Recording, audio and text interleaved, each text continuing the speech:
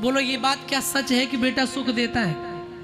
कितने परसेंटेज लोग ये इस बात से सहमत है कि बेटा सुख देता है? हाथ उठाओ।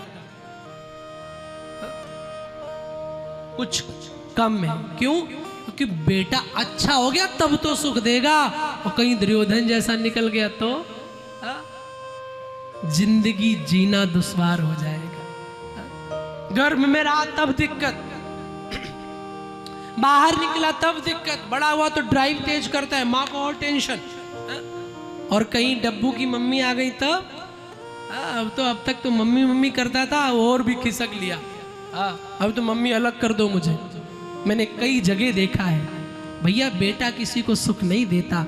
बेटा होना अच्छी बात है, पुत्र हो अच्छी बात है, बढ़िया है, आज्ञाकारी पुत्र हो, लेकिन यदि वह पुत्र कुपुत्र निकल गया तो फिर तुम माँ कहलाने के योग्य नहीं रहोगी। क्यों? रामचरितमानस में लिखा है गोस्वामी जी ने, पुत्रवती युवती जग सोई, रघुपति भगत जासु सुत होई। वो माँ पुत्रवती है जिसका बच्चा राम की पूजा करता हो, जिसका बेटा भजन करता हो, जिसका बेटा धर्म से जुड़ा हो। और यदि वो नहीं जुड़ा है तो गोस्वामी जी ने पता क्या लिखा है? नतरु बांझ भली बादी बियानी। बियानी शब्द प्रयोग किया है, पशुवत बना दिया, यानी वो कोख जानवर की कोख है, जिस कोख ने अपनी कोख से जिस माँ ने सुपुत्र को जन्म नहीं दिया, कुपुत्र को जन्म दिया है। इसलिए बहुत, अगर ठाकुर जी ने दिया है तो अच्छी बात, और ना दिया हो, देखो जिस संबंध का जीवन में अभाव हो, अच्छी बात बता रहा हूं, वही संबंध आप ठाकुर जी से बना लो। आप सोचो, भगवान ने पुत्र शायद इसलिए ना दिया हो कि वो खुद पुत्र बनना चाहते हो, कभी ये सोचा?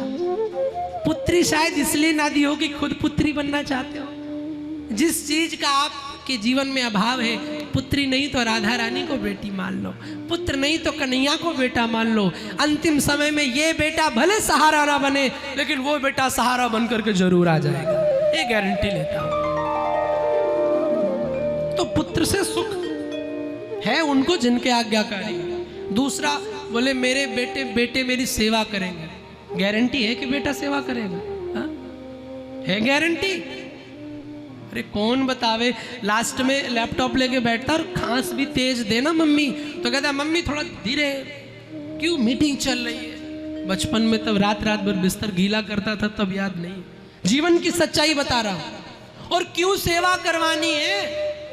प्रभु से कहो ठाकुर सेवा तो वो करवाते जिनके डायबिटीज, जिनके कैंसर। तुम्हें कैंसर चाहिए तो फिर क्यों ये सोच की सेवा करेगा? अरे ठाकुर जी जीते जी चलते फिरते आपके यहाँ आऊं, सेवा की जरूरत ना पड़े। मैं मेरी राधा मैया से बोला एक दिन, मैंने कहा मैया अपन वृंदावन में आश्रम बनाएंगे और खूब सेवा करेंगे सब। मैया बोली नाना सेवा की आवश्यकता ना है लाला, सच्ची बात बता रहा हूँ, मुझे तो चलते फिरते जाना है बिहारी जी के यहाँ। यही जीवन की सोच होनी चाहिए। हाँ बिहारी जी। तीसरा बोले मेरा बेटा मेरा पिंडदान करेगा तब मेरी मुक्ति होगी। क्यों भाई, तुम्हें जीते जी विश्वास नहीं है? तुम पापी हो, तुम अधर्मी हो, हा? क्यों पिंडदान? पापी हो क्या? विश्वास नहीं तुम्हें अपनी भक्ति पर? ऐसे लोग वही सोचते हैं कि मेरा बेटा पिंडदान करेगा जो पाप करते हैं। क्यों? जीते जी अपनी मुक्ति का उपाय ढूंढो ना।